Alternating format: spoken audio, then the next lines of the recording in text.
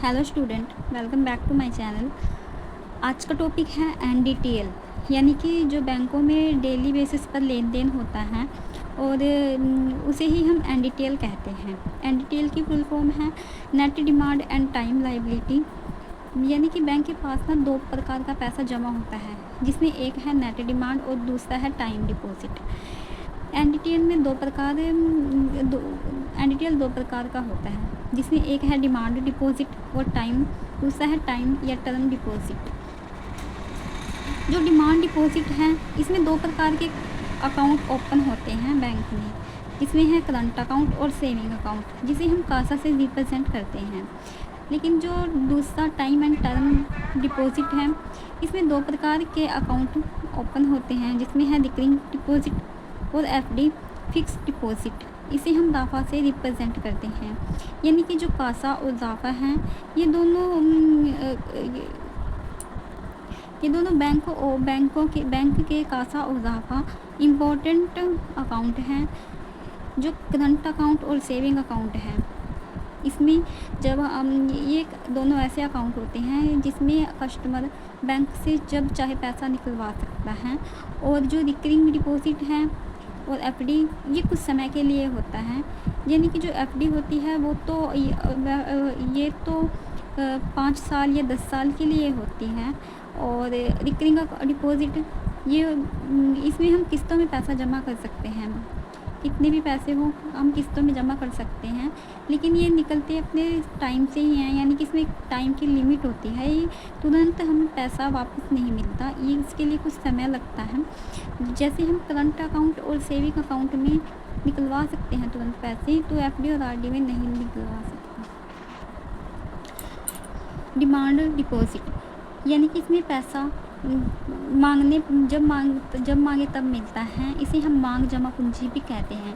जो term deposit है, इसमें पैसा कुछ समय के लिए बैंक में रहता है।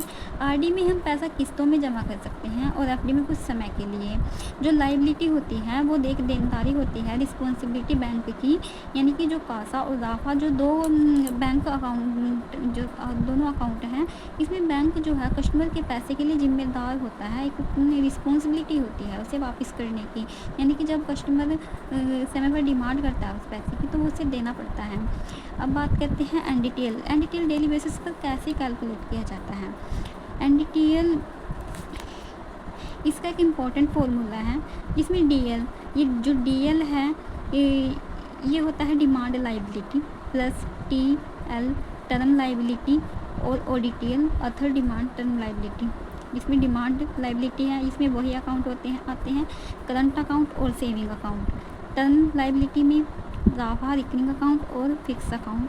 जो ओडीटीएल है, ये दोनों तो हमने पढ़े हैं अभी, कि कासा क्या होता है और दाफा क्या होता है। कासा में हमें तुरंत पैसे मांगने पर मिल जाते हैं, यानी हमें जब ज़रूरत पड़ती है तो हम बैंक से निकलवा सकते हैं, करंट अकाउंट या सेविंग अकाउंट से।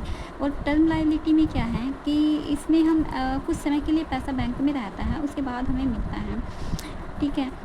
लेकिन अब इसमें ये नया पॉइंट है कि ओडीटीएल होता क्या है, यानी कि हमने अगर जो एफडी या आरडी करवाई है, तो हमने 1 लाख की करवाई है वो, ठीक है, और अगर हमारे पास 10,000 इसका ब्याज बना है, तो क्या बैंक हमें 1 लाख ही देगा कुछ समय बाद, या फिर ब्याज भी देगा।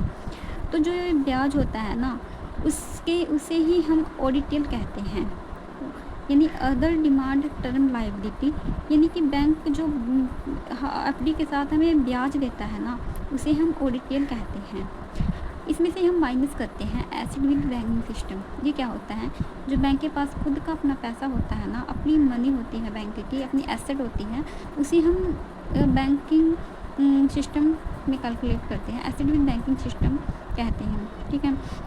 बैंक हमें इंटरेस्ट पर भी इंटरेस्ट देता है, उसे ही हम ओडीटीएल कहते हैं। अब इसमें से हम ये कैलकुलेट, तभी हमारा एनडीटीएल निकल कर आता है। जैसे कि हमारे पास ना, यही कैलकुलेट कर लेते हैं, जैसे कि हमारे पास 5,000 करोड़ है, जो bank asset with banking system है हमारे पास, ठीक है। और जो ये डीएल प्लस टीएल ओडीटीएल हमारा कितना है, 12,000 करोड़ है, 12,000 करोड़ है। ठीक है। तो जब इसमें से हम माइनस करेंगे 5000 करोड़, तो हमारा कितना बनेगा 7000 करोड़, यानी कि 7000 करोड़ बनेगा, ठीक है। तो जो ये पैसा आया हमारे पास, तो ये नेट होता है, तो इसे ही हम एनडीटीएल कहते हैं, डिमांड लायबिलिटी। तो ये जो हमारा एनडीटीएल है वो डेली बेसिस पर कैलकुलेट किया जाता है, यानी कि बैंक जो होता है वो डेली बेसिस पर एनडीटीएल कैलकुलेट करता है। इसके बिना बैंक छुट्टी नहीं कर सकता जब तक ये एनडीटीएल कैलकुलेट ना हो जाए। ओके, तो आई होप कि आप सभी को ये वीडियो अच्छी लगी होगी। अगर अच्छी लगी हो तो प्लीज़ चैनल को सब्सक्राइब कीजिए और वीडियो को लाइक कीजिएगा। Thank you for watching this video.